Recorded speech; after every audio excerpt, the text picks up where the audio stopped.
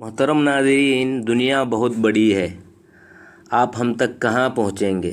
تلاش بسیار کے بعد بھی ہم شاید آپ کو نہ مل سکیں، اسی لیے ہمارے چینل کو سبسکرائب کر لیں اور وہ جو بیل ہے اس کو دبائیں تاکہ ہم خود آپ تک پہنچ سکیں۔ والسلام۔ السلام علیکم ورحمۃ اللہ وبرکاتہ۔ محترم ناظرین، آج موافقات عمر للقرآن کے بارے میں ایک بات معلوم کرتے ہیں، یعنی عمر رضی اللہ تعالی عنہ کسی مسئلے میں ایک رائے رکھتے تھے اور قرآن کی آیتیں اسی رائے کے مطابق اتریں، نازل ہوئیں، جیسا کہ بخاری کی روایت ہے، حدیث نمبر 402، عن انس بن مالک رضی اللہ عنہ قال قال عمر بن الخطاب وافقت ربی فی ثلاث۔ انس بن مالک رضی اللہ تعالی عنہ فرماتے ہیں کہ عمر رضی اللہ تعالی عنہ نے یوں فرمایا کہ میں 3 باتوں میں رب کے موافق رائے رکھتا تھا۔ نمبر 1، فقلت یا رسول اللہ، ایک مرتبہ میں نے اللہ کے نبی صلی اللہ علیہ وسلم سے کہا، لو اتخذنا من مقام ابراہیم مصلی، کہ اے اللہ کے نبی صلی اللہ علیہ وسلم، اگر ہم مقام ابراہیم کو مصلی کے طور پر بنا لیں تو کیا مناسب ہے؟ تو آیت نازل ہوئی، فنزلت واتخذوا من مقام ابراہیم مصلی۔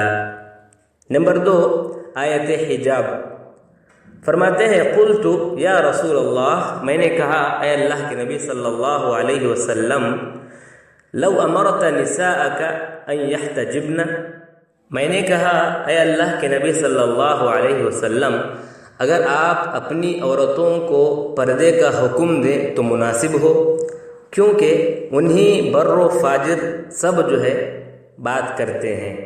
تو اللہ تبارک و تعالیٰ نے آیت حجاب کو نازل کیا۔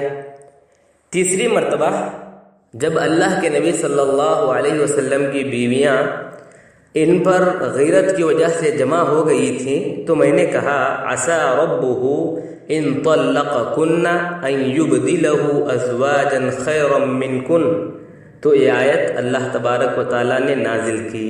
سبحان اللہ۔ حافظ ابن حجر رحمہ اللہ لکھتے ہیں، فتح الباری جلد نمبر 1 صفحہ نمبر 505، کہ بخاری کی حدیث میں موافقات عمر 3 بیان کی گئیں۔